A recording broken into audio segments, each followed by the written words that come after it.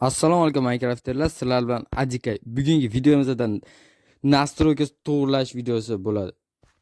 Videoni oxirigacha ko'rib, like bosib, obuna bo'lib qo'yinglar. Lekin bundan oldin Asadbek Uz degan kanalga shuni o'tib obuna bo'lib qo'yinglar. Juda yaxshi bratishga bizni boshidan beri poddeshka qiladi. Qanundan nastroyka to'g'irlashni boshladik. Birinchi navbatda, xo'p, nimani to'g'irlash kerak? Birinchi navbatda mana burchakda mana yozuvlarning orqasidan qora bo'lib qoladi-yu.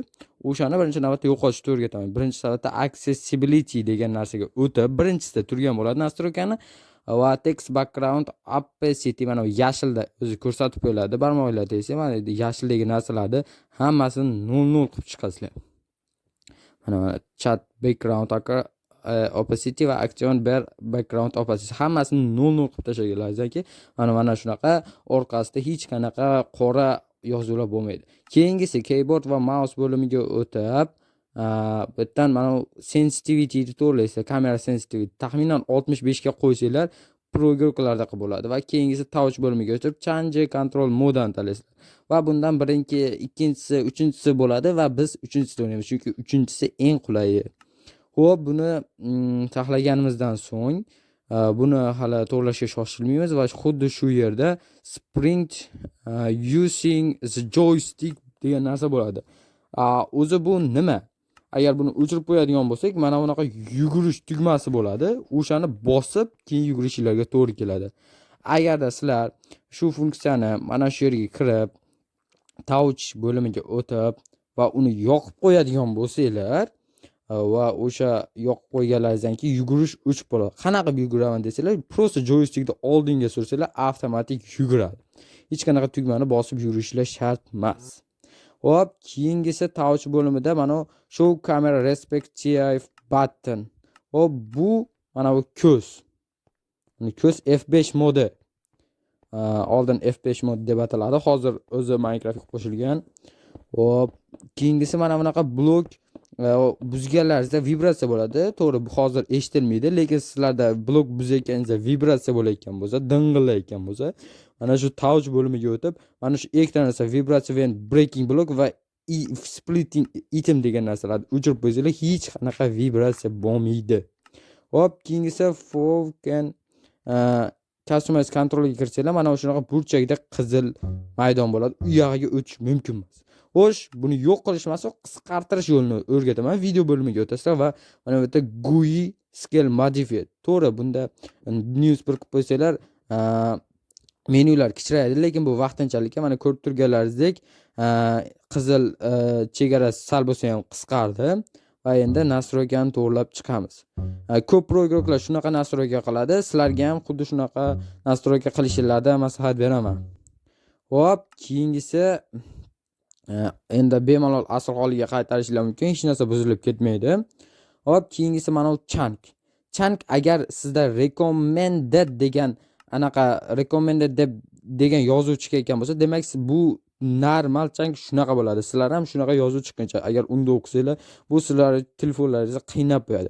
Hop, keyingisi masalan yorug'lik. Mana ko'rib turganlaringizdek night vision bor menda, tungi ko'rish. Shunda ham mana bunaqa xira bir joyda soyalar bo'lyapti.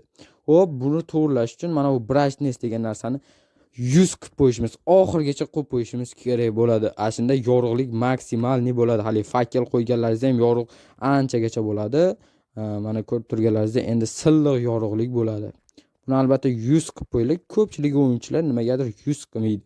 Hop, keyingisi mana ko'rib turganlaringizdek ekranimiz juda ham kichkina ko'rinyapti. To'g'risi men zo'rg'a o'ynayapman. Mana ko'rib turganlaringizdek bitta blokka basharamizni ursak ponni to'sib qo'yapti. Buning uchun yana video bo'limida qiladigan narsamiz ko'p. Mana FOV degan narsani maksimalni qilib qo'ysak, mana ekranimiz sal uzoqlashdi. Ko'rib turganlaringizdek, xuddi buni full qilib qo'ysanglar, xuddi pro igroklardek o'ynashinglarni his qilasizlar. Xuddi o'zlaringizni qandaydir programmalardek his qilasizlar. Keyingisi masalan mana yugurganimizda ekranda chetiga e'tibor bersanglar, bunday ekran sal orqaga qaytadi. Bu faqatgina xalaqit beradi. Ayniqsa parkurlarda rosa xalaqit beradi. Buni o'chirib qo'yish uchun video bo'limiga o'tib, mana bu FOV can be altered by gameplay. Xo'sh, shu narsani o'chirib qo'yishinglar kerak bo'ladi. O'chirib qo'yganlaringizdan keyin yugursanglar hech qanaqa ekran qimirlashlari bo'lmaydi. To'g'ri, boshda bu xuddi yurakkaga o'xshab qoladi, lekin bunga o'rganish kerak. Ana shunda tushunasizlar. Mana endi keyingisi mana qo'limiz qimirlayapti-da, yugursak. Qo'limiz qimirlayapti. Bu faqat xalaqit beradi bu ham video bo'limiga o'tib, buni qaysida VF bobbing degan narsani o'chirib qo'yish kerak bo'ladi. Ana shundan keyin sizlarda hech qanaqa qo'l qimirlashlari, narsalaringiz qimirlashlari bo'lmaydi yugurganlaringiz. Mana hech narsa qimirlamayapti qo'limdagi. Bu foyda beradi. Qimirlasa ko'proq zarar. Mana endi bulutlar ko'rinyapti. Bulutlar ko'rinadi, ko'rinishi bu FPS pastlatadi va umuman xalaqit beradi balandliklarda. Bulut to'sib qo'yadi chunki. Mana shu render clouds degan narsani o'chirib qo'ysanglar, mana bulutlar ko'rinmaydi.